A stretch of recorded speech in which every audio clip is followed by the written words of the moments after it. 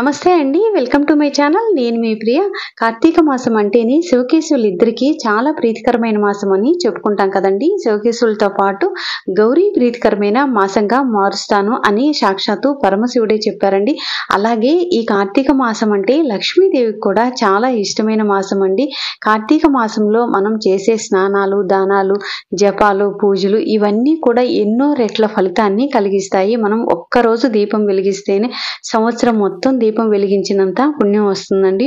ఈ కార్తీక మాసం అంటే లక్ష్మీదేవికి కూడా చాలా ఇష్టమైన మాసం అండి. లక్ష్మీ నారాయణులు కలిపి ఈ విధంగా పూజించిన లేదా లక్ష్మీదేవిని ఈ కార్తీక మాసంలో వచ్చి ఒక్క శుక్రవారం రోజు లక్ష్మీదేవికి ప్రీతికరమైనవి నైవేద్యంగా సమర్పించి ఈ లక్ష్మీదేవి చుట్టూ అమ్మవారి దగ్గర ఈ విధమైన దీపాలు వెలిగించడం వలన అమ్మవారి కరుణతో పాటు అలాగే స్వామివారి కరుణ కూడా మన మీద ఉంటుందండి. ఈ కార్తీక మాసంలో గౌరీ శంకర్లు ఇద్దరిని పూజించాలి, అలాగే లక్ష్మీ నారాయణని ఇరువురిని కూడా పూజించాలండి.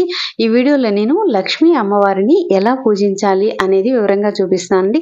ఒక్క శుక్రవారం అయినా కూడా కనీసం ఈ కార్తీక మాసంలో వచ్చి ఒక్క శుక్రవారం అయినా కూడా అమ్మవారికి ఈ నైవేద్యాలు సమర్పించి ఈ విధమైన దీపాలు వెలిగిస్తే అమ్మవారు చాలా ప్రీతి చెందుతుందండి. ముఖ్యంగా ఆర్థిక పరమైన ఇబ్బందులు ఎదుర్కొనే వాళ్ళు కానీ ఏదైనా సరే ధనం వచ్చి చేతిలో నిలవట్లేదు, మా దగ్గర ఎంత సంపాదించినా కూడా కొంతమంది సంపాదించిందంతా ఎటుపోతుందో తెలియట్లేదు, అలా ధనం అనేది నిలవట్లేదు అనుకునే వాళ్ళు ఈ కార్తీక మాసంలో లక్ష్మీదేవిని ఈ విధంగా పూజించండి. కనీసం ఒక్క శుక్రవారం అయినా కూడా మీకు అవకాశం ఉన్నంత వరకు ఈ విధంగా పూజించండి. ఎలాంటి దీపాలు వెలిగించాలి, పూజ ఎప్పుడు చేయాలి, ఇదంతా కూడా నేను వివరంగా చెప్తానండి. వీడియో కొంచెం లెంత్ ఎక్కువ అనిపిస్తే మీరు ఫాస్ట్ ఫార్వర్డ్ లో పెట్టుకొని చూడండి. ఈ పూజ అనేది మనం లక్ష్మీ అమ్మవారు మనకి పూజా మందిరంలో ఉంటారండి. మనం పూజా మందిరంలోనే మీ దగ్గర లక్ష్మీదేవి ప్రతిమ ఉన్నా పర్వాలేదండి, లేదా ఫోటో ఉన్నా పర్వాలేదండి. మనందరి ఇళ్లలోనూ అమ్మవారి ఫోటో లేని ఇల్లంటూ ఉండదు కదండి. అలాగే మన పూజా మందిరంలో ఉన్న అమ్మవారి ఫోటో దగ్గరైనా లేదా మీరు ఈ పూజ చేసుకోవచ్చు. లేదా ఒక ప్రతిమ లాంటిది ఏదన్నా ఉన్నా కూడా ఆ ప్రతిమని ఒక రాగి లేదా ఇత్తడి ప్లేటు, వెండి ప్లేట్ ఉన్నా కూడా అలా పెట్టుకోండి. రాగి లేదా ఇత్తడి ప్లేట్ మా ఇంట్లో లేదండి అనుకున్న వాళ్ళు, లేదా మా ఇంట్లో ఫోటోనే ఉందండి ప్రతిమ లేదండి మేము ఫోటోకే చేసుకుంటాము అనుకున్న వాళ్ళు ఫోటో దగ్గరైనా కూడా ఈ విధంగా అమ్మవారిని మన దగ్గర ఏ పుష్పాలు అయితే ఉన్నాయో ఆ పుష్పాలన్నిటితోటి కూడా అందంగా అలంకరించుకొని ఏదైనా కూడా అమ్మవారి ఎదురుగా మీరు అమ్మవారి పాదాలు వేసుకోండి. ఇక్కడ నేను చిన్నగా చూపించాను కదండి, అమ్మవారి పాదాలు వేసుకుంటే చాలా మంచిదన్నమాట. అమ్మవారు వచ్చి మన ఇంట్లో శుక్రవారము ఈ కార్తీక మాసంలో కూర్చుంటారని అర్థం అండి. అమ్మవారి పాదాలు వేసుకొని ఆ పాదాలను కూడా మనం పసుపు కుంకుమతోటి అందంగా అలంకరించుకొని అమ్మవారి దగ్గర పసుపు కుంకుమ నిండుగా ఉన్న బరిణిలో పెట్టుకోవాలండి లక్ష్మీదేవికి. అలాగే మనం దీపారాధన అనేది 2 దీపాలు నేను ప్రమిదల్లో మామూలు ప్రమిదల్లో వెలిగించాను అనమాట. మీరు ఈ దీపాలు అమ్మవారి దగ్గర వెలిగించే ఈ మట్టి ప్రమిదల్లో కనుక మీరు వెలిగించినట్లయితే అవి కొత్త మట్టి ప్రమిదలు వాడండి. మనం పూజా మందిరంలో ఎప్పుడు వెలిగించినా కూడా కొత్త వాటిలో వాడాలండి. ఆల్రెడీ మనం దీపారాధన చేసిన ప్రమిదల్లో ఇంతకు ముందు వెలిగించిన ప్రమిదలు మన ఇంటి బయట పెట్టుకోవడానికి ఉపయోగపడతాయి కానీ పూజా మందిరంలో వాడుకోవడానికి ఉపయోగపడవన్నమాట. నేను ముందుగా ఇక్కడ దీపారాధన చేసుకున్నాను అనమాట. దీపం వెలిగించి ఇలా అమ్మవారి దగ్గర మన ఇంట్లో అందరి ఇళ్లలో ఈ మధ్య ఏనుగులు అనేవి ఉంటాయి కదండి, ఇలా ఏనుగులను కూడా పెట్టుకొని దీపాలు వెలిగించి అమ్మవారి దగ్గర కొంచెం పసుపు కుంకుమ గంధము అక్షంతలు ఇవన్నీ కూడా వేసుకొని అమ్మవారి పాదాలు వేసుకున్నాం కదండి, ఆ పాదాల దగ్గర మనం పూజించాలన్నమాట. ఇక్కడ నేను ఈ అమ్మవారికి లక్ష్మీదేవికి కార్తీక మాసంలో ఉసిరికాయ దీపాలంటే చాలా ఇష్టం అండి. మనం శుక్రవారము అమ్మవారి ప్రీత్యర్థము ఇలా ఉసిరికాయలతోటి దీపము మనం ఇది కట్ చేసైనా కూడా కొంచెం కుంది ఒత్తులు పెట్టి వేసుకోవచ్చండి. ఒకవేళ ఎవరైనా మేము కట్ చేయడం ఇష్టం లేదండి కార్తీక మాసంలో ఉసిరిని మేము కట్ చేయము అనుకున్న వాళ్ళు ఎవరైనా పిండితోటి మనం ప్రమిదలు చేసుకుంటా కదండి, పిండి దీపాలు చేసుకుని దాని మీద ఈ ఉసిరికాయని కొంచెం గంధము కుంకుమ బొట్లు పెట్టుకొని అందంగా అలంకరించుకొని మనం ఈ ఉసిరి దీపాలు నేను ఇక్కడ 2 దీపాలు వెలిగించానండి. మీరు 2 కానీ అంతకన్నా ఎక్కువైనా వెలిగించుకోవచ్చు, లేదా మనం 8 దీపాలు కూడా 8 ఉసిరి దీపాలు కూడా వెలిగించుకోవచ్చు. ఈ పిండి దీపాలు ఎలా చేయాలి ఉసిరి దీపాలు అనేది నేను మన ఛానల్లో వీడియోస్ అనేది చాలా ఉన్నాయండి. ఉసిరి దీపము స్వామివారి ప్రీత్యర్థం ఎలా వెలిగించాలి, అలాగే ఈ కార్తీక కార్తీక మాసంలో ఉసిరి దీపదానం ఎలా చేయాలి అనేది మన ఛానల్లో వీడియోస్ ఉన్నాయండి. ఒక్కసారి ఇంతకు ముందు ఎవరైనా చూడని వాళ్ళు ఉంటే ఒకసారి చూడండి. ఇప్పుడు మనం ఈ దీపాలు, ఉసిరి దీపాలు, మామూలు దీపారాధన ఇవన్నీ కూడా వెలిగించుకున్న తర్వాత అమ్మవారి దగ్గర కొన్ని అక్షంతలు తీసుకొని వేస్తూ మీరు లక్ష్మీదేవి అష్టోత్తరం చదువుకోవాలండి. అలాగే అమ్మవారికి కనకదార స్తోత్రం కూడా చదువుకోవాలండి. ఈ కార్తీక మాసంలో ఇలా ఒక్క శుక్రవారమైనా కూడా అమ్మవారికి ఇలా కనకదార స్తోత్రం చదువుకుంటూ ఇంకా వేటితోటి పూజ చేయాలి అంటే అమ్మవారికి ఉసిరికాయలంటే చాలా ఇష్టం అండి. అలాగే దానిమ్మ గింజలన్నా కూడా అమ్మవారికి చాలా ఇష్టం అండి.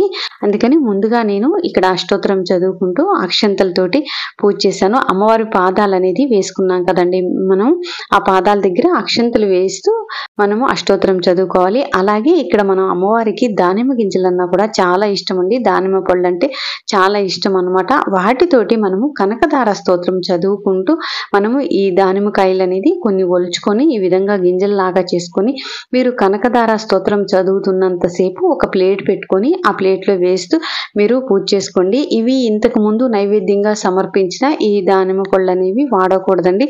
మనం ఇంతకు ముందు అమ్మవారికి కానీ ఎప్పుడు పెట్టనివి ఫ్రెష్గా ఉన్న పళ్ళు మాత్రమే ఈ విధంగా గింజలు తీసుకొని ఇలా కనకదార స్తోత్రం చదువుకుంటూ ఈ ఉసిరి దీపాలు మాత్రం మనం కనకదార స్తోత్రం చదువుకున్నంతసేపు కూడా అదే విధంగా వెలుగుతూ ఉండాలండి. వీటిలో కొద్దిగా మనకి ఎక్కువ ఆయిల్ అనేది పట్టదు కదండి ఉసిరి దీపాల్లో. అందుకని చెప్పేసి కొంచెం ఆవు నెయ్యి పెట్టుకొని ఒక్కొక్క డ్రాపు మీరు చూసుకుంటూ వేసుకుంటూ ఉండాలన్నమాట. మనం కనకదార స్తోత్రం చదువుకున్నంతసేపు కూడా ఈ ఉసిరి దీపాలు అనేది వెలుగుతూ ఉండాలన్నమాట. అందుకని చెప్పేసి ముఖ్యంగా ఈ దీపాలు కూడా మనం ఆవు నేతితోనే వెలిగించాలండి. లక్ష్మీదేవికి ఆవు నేతితో వెలిగించిన దీపాలంటే చాలా ఇష్టము. మనం ఏంటంటే కార్తీక మాసంలో నువ్వుల నూనెతోటి మామూలు దీపాలు ఎన్నైనా ఎలా అయినా వెలిగించుకోవచ్చండి.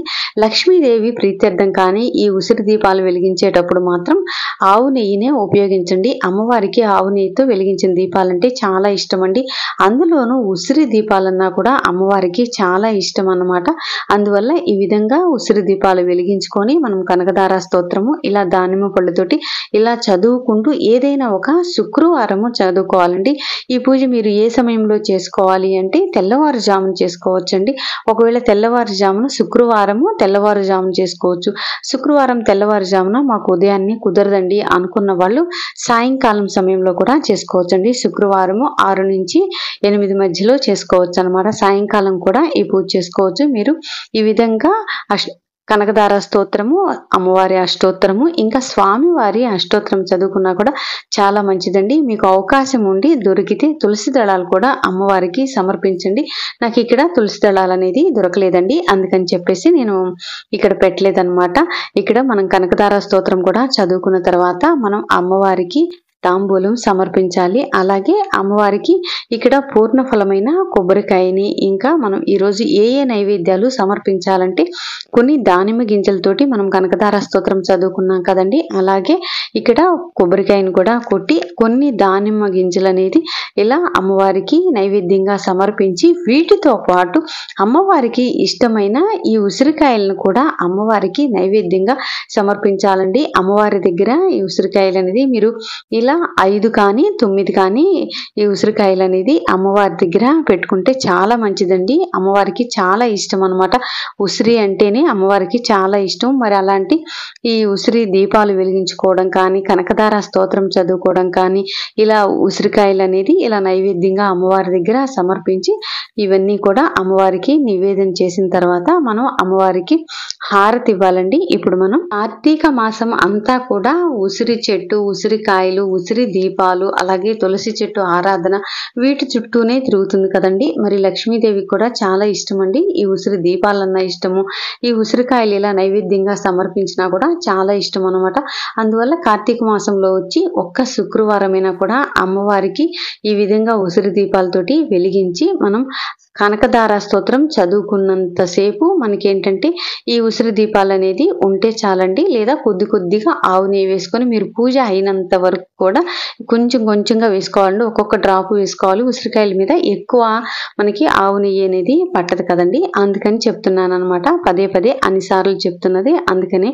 ఇలా మనం వెలిగించుకొని అమ్మవారికి నైవేద్యం కూడా సమర్పించి హారతి ఇచ్చిన తర్వాత కొన్ని అక్షంతులు, పువ్వులు తీసుకొని అమ్మవారి దగ్గర వేసి మీరు మంత్రపుష్పం చదువుకొని అమ్మవారి దగ్గర వేసి నమస్కారం చేసుకొని మీ మనసులో ఉన్న ఆర్థిక పరమైన ఇబ్బందులు ఏవైతే ఉంటాయో అవన్నీ కూడా ధనం నిలవట్లేదనో లేదా ఎంత కష్టపడ్డా కూడా తగిన ఫలితం కలగటం లేదనో ఇలా చాలా ఇబ్బందులు ఉంటాయి కదండి. ఆర్థిక పరమైన ఇబ్బందులన్నీ కూడా అమ్మవారికి చెప్పుకొని నమస్కారం చేసుకోండి. ఇంతటితోటి ఈ పూజ అనేది పూర్తయిందండి.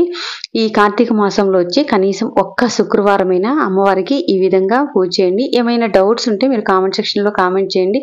అలాగే మన ఛానల్ ఫస్ట్ టైం చూసేవాళ్ళు ఛానల్ని సబ్స్క్రైబ్ చేసుకోవడం మర్చిపోవద్దు. వీడియోకి ఒక్క లైక్ ఇవ్వడం కూడా మర్చిపోవద్దండి. మీరు ఇచ్చే లైక్ వల్ల ఏంటంటే ఎక్కువ మందికి వీడియో రీచ్ అవుతుంది. తద్వారా ఎక్కువ మంది ఈ పూజ చేసుకోవడానికి మనం అవకాశం కల్పించిన వాళ్ళము అవుతామన్నమాట. మరొక మంచి వీడియోతో మళ్ళీ కలుద్దాము. Thanks for watching.